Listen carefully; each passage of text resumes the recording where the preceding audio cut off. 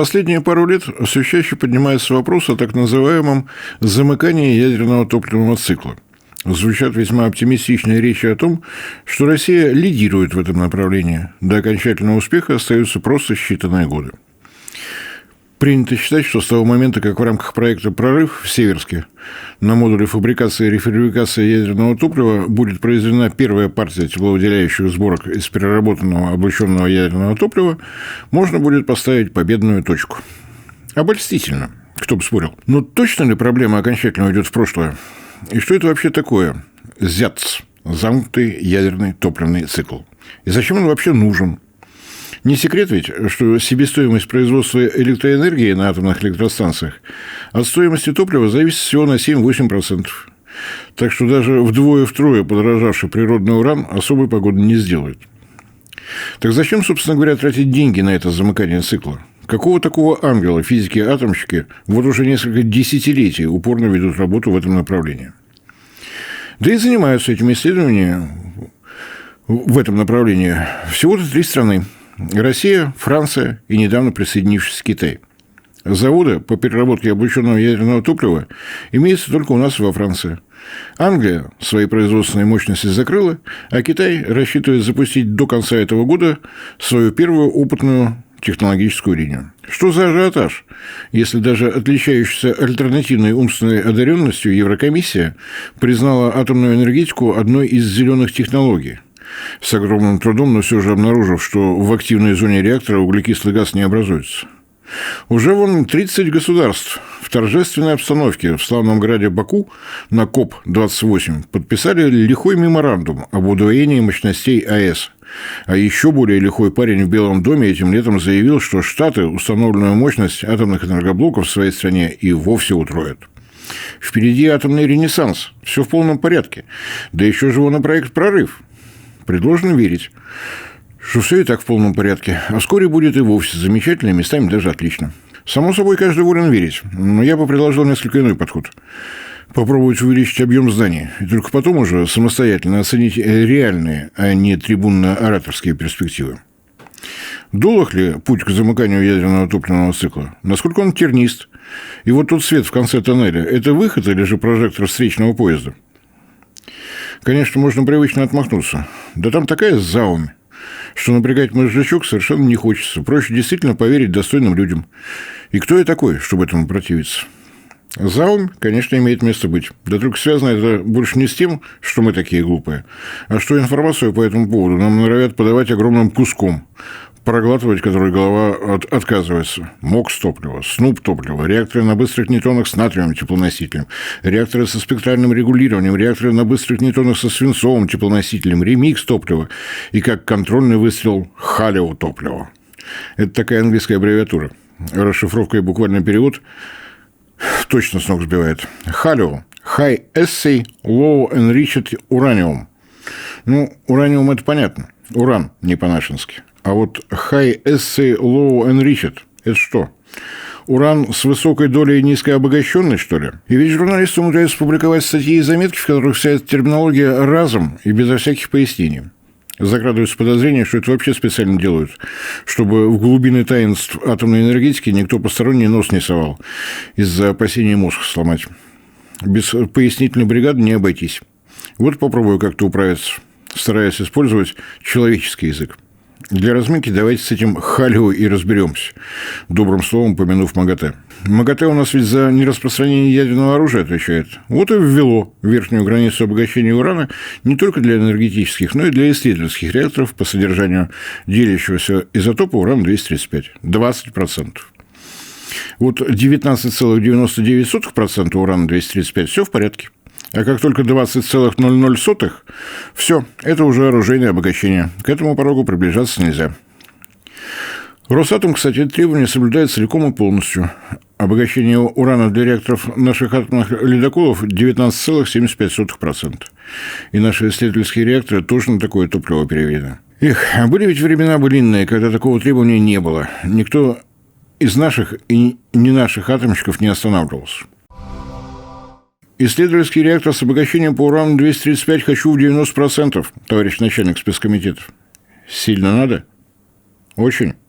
Ну, давай построим, раз надо. Только с критической массой не напортачьте, а то ведь взорвете его и самих себя. Как я потом Курчатову объяснять буду, что у меня количество ученых с описью не совпадает? Не боитесь, Лаврентий Павлович, не вчера родились. Только кто ж теперь признается, что и такие диалоги вполне могли звучать? Но это с верхней границы. Но есть же еще и нижняя.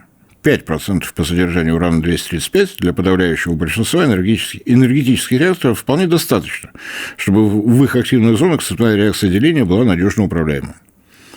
Если выше 5%, возникают всевозможные регуляторные проблемы.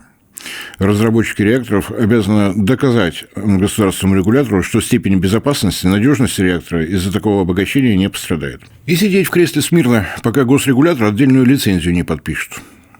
Так что топливо с аббревиатурой «Халиу», то, в котором уран-235 больше 5%, но меньше 20%. Термин англоязычные атомщики придумали, а мы вот, собственно, как-то и не предлагали. По смыслу подходит, пожалуй, высокообогащенный энергетический уран. Но все уже успели привыкнуть к этому самому «Халиу». Так что я сложившуюся традицию нарушать не буду. Ну, а для того, чтобы разобраться со всем прочим, придется мысленно нырнуть в активную зону реактора и присмотреться к тому, что здесь творится. Стержни с ядерным топливом, в которых урановые таблетки, и стержни, в которых урана нет. Горячая вода снизу вверх упругими струями, приборы со всех сторон понатыканы какие-то. Из-за корпуса чуть слышно бормотание каких-то операторов. Где-то вдалеке жужжит турбина и гудит генератор. Если интересно, то, конечно, можно и совсем внутри реакторным оборудованием разобраться, чтобы не лишнее, а в очередной раз изумиться изощренностью ума конструкторов и инженеров. Но сегодня о физике того, что в активной зоне происходит на атомном и даже ядерном уровне. Для тех, кто не видел, не слышал передачу о покорении технологии использования тория в атомной энергетике, еще разок расскажу о том, что такое нейтронный баланс в активной зоне энергетического реактора. Да, чтобы не было недоговоренности. Подчеркивая слово «энергетический», я изо всех сил намекаю, что речь идет о невоенной стороне атома.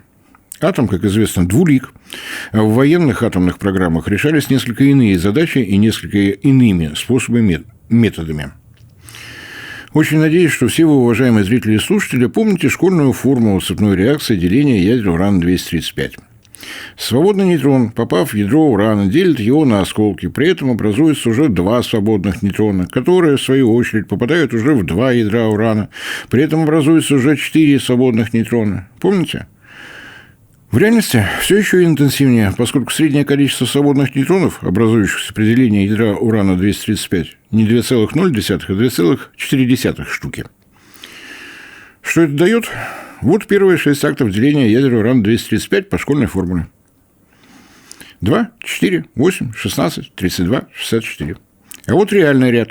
Нарастание количества вторичных нейтронов идет в настолько неистовом темпе, что контролировать цепную реакцию становится невозможно уже через считанные доли секунды. Напомню, что деление ядра происходит за 10 в минус 14 степени секунды. Сложно объясняю? Давайте по-простому. В реакторе произойдет ядерный взрыв. Коэффициент полезного деления ядер должен быть не природный 2,4, а 1,8. 100 первичных свободных нейтронов, попавшие в ядра урана-238, должны давать только 108 полезных вторичных свободных нейтронов. Полезные нейтроны – термин, который я только что придумал, и исключительно для того, чтобы совсем уж не усложнять. Нейтрону после деления ядра урана-235 совершенно все равно, в каком направлении он полетит, и в ядро какого именно атома врежется. Нейтрон электрического заряда не имеет, в силу этого электроны на орбиталях атома его с пути сбить не способны. Еще бы. Вот ты, маленький электрончик с единичным отрицательным зарядом, а вот на тебя несется глыбище в 1856 раз тяжелее тебя. На твой заряд вообще никак не реагирует. Какой же из тебя защитник ядра? Свободные нейтроны врезаются во все подряд. В ядра атомов металлов внутри корпусных конструкций, в ядра урана-238 ядерного топлива, в ядра атомов водорода и кислорода в составе воды первого контура, в корпус реактора, в неосторожно проходящего мимо атомного физика. Если просто ударился и отскочил, это еще ладно. Но ведь бывает, что свободный нейтрон еще и вступает в какую-нибудь реакцию с нейтронами и протонами в составе ядра. И тогда он уже потерян для общества. Общество ведь ждет, что он будет колоть ядра урана-235. А он норовит безобразие нарушать, заставляя атомщиков ломать голову над тем, как призвать его к порядку. Для того, чтобы снизить коэффициент размножения вторичных нейтронов с природных 2,4 до 1,8, физики придумали регулирующие стержни, наполненные веществами, которые ловят эти вторичные нейтроны, не вступая при этом ни в какие ядерные реакции, просто поглощают. Хорошо, что физики-атомщики не изощряются с изобретением заумных названий, как это любят делать химики и прочие фармакологи. Поглощает, к примеру, кадмий свободные нейтроны. Отлично. Именуем кадмий поглощающим веществом. Активная зона реактора по форме – длинный цилиндр. Стержень с поглощающим веществом можно перемещать выше-ниже. Опущен такой стержень до самого дна. Поглощающее вещество поймает максимальное число свободных нейтронов, тем самым напрочь останавливая цепную реакцию деления. Поднимаем стержень выше, он ловит меньше нейтронов, скорость реакции возрастает. Что мы делаем? Правильно, управляем реакцией. Поэтому стержень с поглощающим веществом именуем управляющим стержнем. В случае водно-водяного реактора управляющие стержни крепятся в крышке корпуса реактора. Там же расположены серверные двигатели, которые по команде опускают-поднимают эти стержни вниз и вверх. Корпус реактора со всех сторон облеплен датчиками, чтобы самым тщательным образом следить за тем самым коэффициентом полезного деления ядра урана-235 – 1,8, и в каждое мгновение корректировать его теми самыми управляющими стержнями. Логика, надеюсь, понятна. Вот первый пуск реактора. Свежее ядерное топливо. Урана-235, в нем те самые, допустим, 5%. Нейтроны будут размножаться с максимальной скоростью. Как, простите, поставить на штатные места тепловыделяющие сборки с ядерным топливом, чтобы реактор при этом не разнесло к ангеловой бабушке? Да по-простому. Управляющие стержни должны быть опущены до упора, чтобы поглощать вообще все до последнего нейтрона. Поставили на места ТВСки, заполнили водой и начинаем по миллиметру поднимать управляющие стержни, тщательно бдя за тем самым коэффициентом 1,8, оценивая нагрев воды первичного контура. Дрогнет рука молодого атомного хирурга. Нам Чернобыль с Фукусимой за праздничную хлопушку сойдут. Но ведь нигде не бумкает. А мы работу диспетчеров дежурной смены на атомных электростанциях до сих пор в балладах не славим. Где вы, современные пииты, по что не жжете сердца глаголом? Извините, отвлекся. Кроме уже перечисленных проблем с количеством вторичных нейтронов, есть еще целый пласт дополнительных проблем. Я сегодня постоянно повторяю слово «уран-235». И делаю это не просто так. В ядерной физике есть незыблемое правило. Ядра, в составе которых находится нечетное число протонов и нейтронов, могут участвовать в цепной реакции деления. При четном числе протонов и нейтронов цепная реакция деления невозможна в принципе. Любые другие ядерные реакции возможны, но делиться четные ядра не будут. Предлагаю это просто запомнить как аксиому. А всем, кому очень хочется понять фундаментальные причины, по которым это так и не иначе, могу прямо сейчас посоветовать подать документы на вступительные экзамены в МИФИ или в другой наш ядерный вуз. Основной изотоп урана – уран-238. Его ядро четное. В природной руде содержание урана-238 – 99,29%. В ядерном топливе его – 95%. Что делает уран-238 в активной зоне реактора? Формула ответа известна. Присутствует, но не участвует. Не делится он. Ничего с этим не поделаешь. Но время от времени, нехотя, ядро урана-238 принимает в свой состав свободный нейтрон. И для ядра это бесследно не проходит. В нем запускается ядерная реакция. Формула несложная. Результат – образование еще одного изотопа урана, урана-239, и тихое бегство с поля одного свободного нейтрона. Но на этом приключения только начинаются. Уран-239 нестабилен. Он бета-минус радиоактивен. Это научное название откровенного сумасшествия нейтрона. Он ни с того ни с сего, не говоря худого слова, сам по себе превращается в протон. Масса протона и нейтрона более-менее одинакова, а вот с электрическим зарядом сложнее.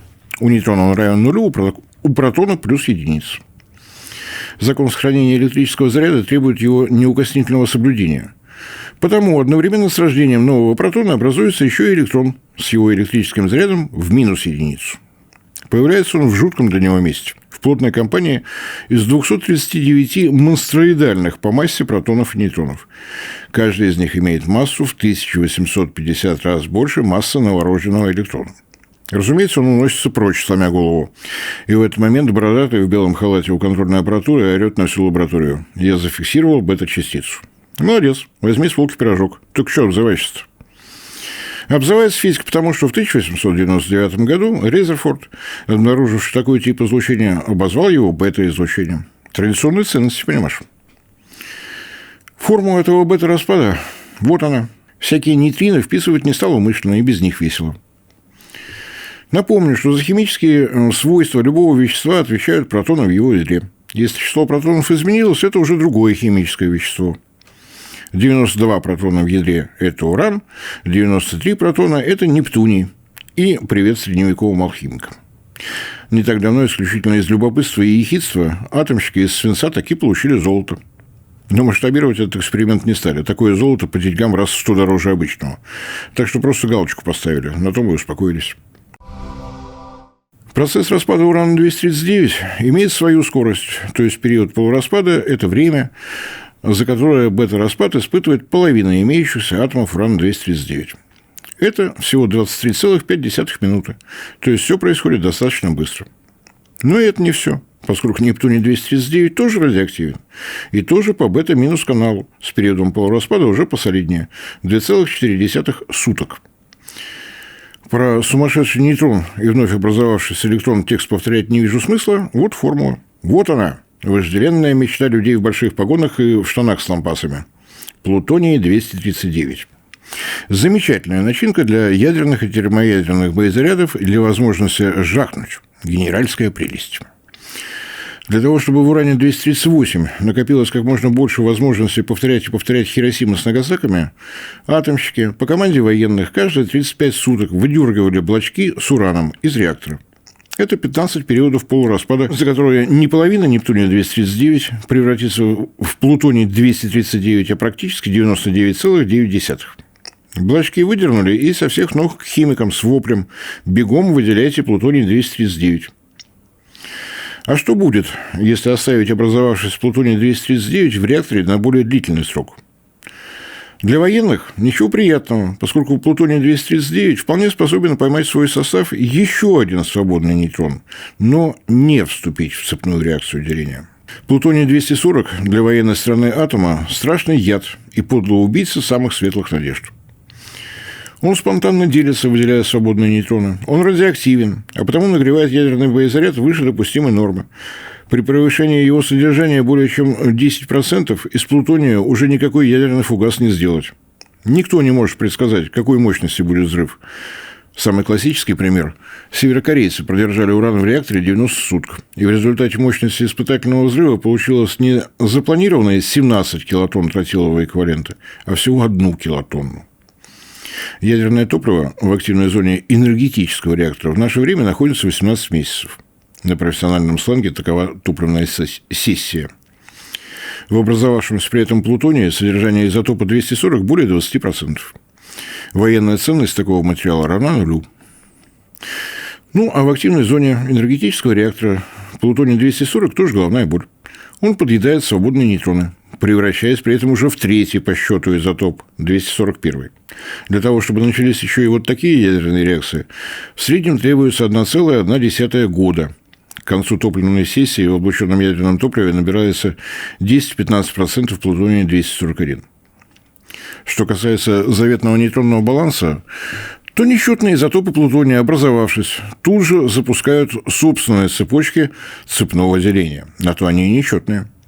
И на глазах сидеющие физики и атомщики завороженно следят за постепенно становящейся все более запутанной картиной. Изначально делится только атом урана-235, которого постепенно становится меньше. Поток свободных нейтронов снижается. Но постепенно образуется все больше плутония-239, ядра которого делится нейтронами быстрее, чем ядра урана-235, образуя новый поток более энергичных нейтронов.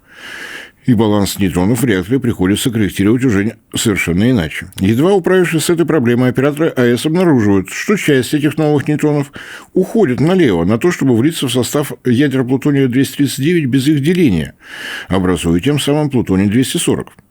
Этот плутоний-240 тоже начинает поглощать нейтроны. Опять и опять требуется корректировка их баланса.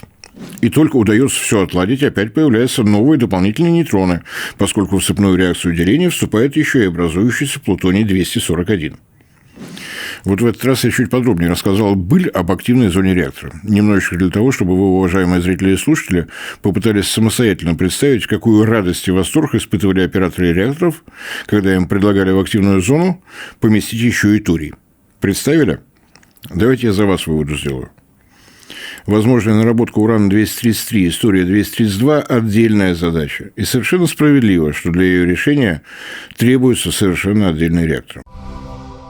Если усреднить продолжительность топливной сессии для всех водно-водяных реакторов до 18 месяцев, то к этому моменту в условных 100 тоннах свежего ядерного топлива чего только не набирается. Продукты распадов ядер всех делящихся изотопов урана и плутония. Изотопы урана и плутония с четными номерами, четным количеством протонов, нейтронов в ядрах. Недогоревшие до нуля уран-235, плутоний-239, плутоний-241, какой-то ядерный зоопарк. Образовавшиеся четные изотопы все активнее поглощают свободные нейтроны. И уже даже поднятые под самую крышку реактора управляющие стержни ситуацию исправить не могут. Все три цепные реакции деления прекращаются из-за нарастающего тотального дефицита свободных нейтронов. Давайте я сведу в табличку средний состав того, что мы небрежно называем ОЯТ, образующегося из 100 тонн свежего ядерного топлива. И попрошу оператора подержать ее на экране чуть подольше, чтобы вы успели оценить количество четных и нечетных изотопов. К чему я все это рассказываю? Удивитесь, но это практически предисловие на пути к лабиринтам бэкэнда атомной индустрии, ее заднего двора.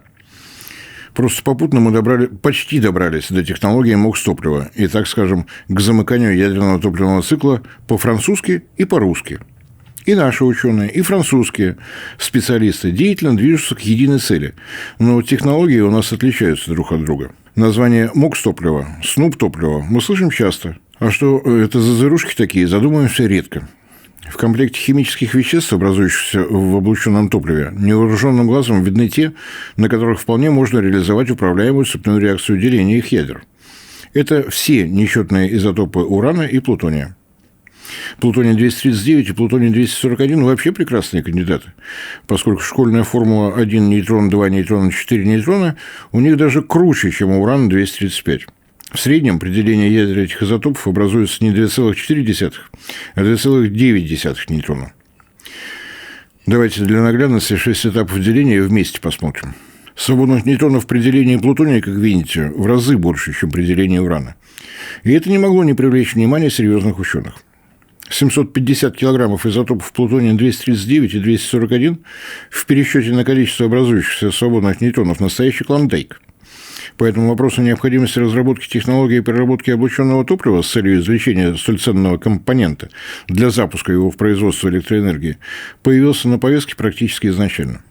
Этот интерес стал еще больше, как только была извлечена первая партия облученного топлива из активной зоны реактора первой атомной электростанции. Ибо случилось неизбежное. К ней приблизился уже не военный, а гражданский дозиметрист. И увидел он такое, что не просто удивился, а очень сильно удивился. И даже немножко очень сильно удивился. Облученное топливо не просто фонит. Радиоактивные распады идут по всем каналам одновременно. Оно у нас и альфа, и бета, и гамма радиоактивно. И даже, чтобы совсем уж скучно не было, из него вырываются свободные нейтроны. Насколько это серьезная проблема? Физик слышит, физик знает. Период полураспада плутония – 24 тысячи лет. Период полураспада изотопа нептуния-237 – 2,14 миллиона лет. Период полураспада америция-241 – 7,4 тысячи лет. Период полураспада Кюрия-247 – 16 миллионов лет. Повторю, если кто плохо расслышал.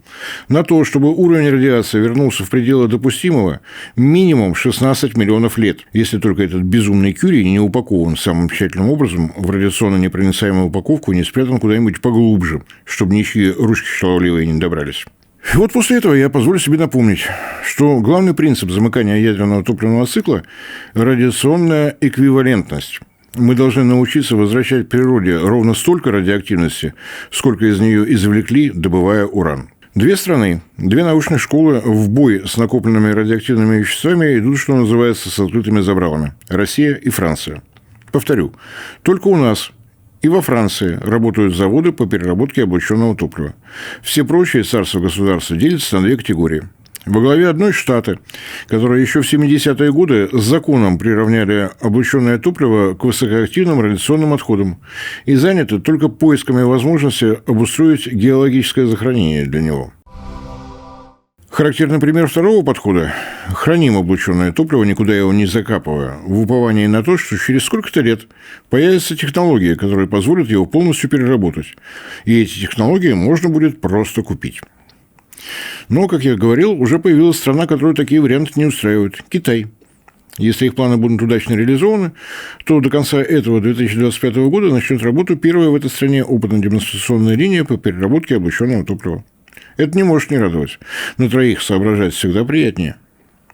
Робко топчется на пороге принятия решения Япония, атомщикам которой норовят мешать не только их политические руководители, но и не самые простые и приятные финансовые обстоятельства. Проблема радиационной эквивалентности не может быть решена каким-то одним универсальным способом. Логика подсказывает, что для плутония с его периодом полураспада в 24 тысячи лет возможны одни технологии, а для Кюрия-247 с его безумным периодом полураспада в 16 миллионов лет требуются совершенно иные технологии. То, что и в СССР, и во Франции решили начать решение проблемы именно с плутония, на мой взгляд, совершенно логично. Плутоний можно использовать для создания ядерного топлива, которое обеспечит производство электроэнергии и хоть какой-то возврат средств, вложенных в научно-исследовательские работы. Все остальное содержимое облученное топливо – это на 100% расходы, и не более того. И это и есть основная проблема, почему с переработкой облученного топлива в мире так грустно. Тупо нет денег. А объединять усилия, чтобы решить общую проблему, мы пока, к огромному сожалению, так и не научились. Очень надеюсь, что сегодня получилось хоть и сложно, но не безумно сложно. Обычной житейской логики и внимательности, мне кажется, вполне достаточно. Ну, а главная надежда – то, что это было хотя бы немного интересно. И на то, что у вас, уважаемые зрители и слушатели, найдется время и желание что-нибудь по этому поводу написать в комментариях.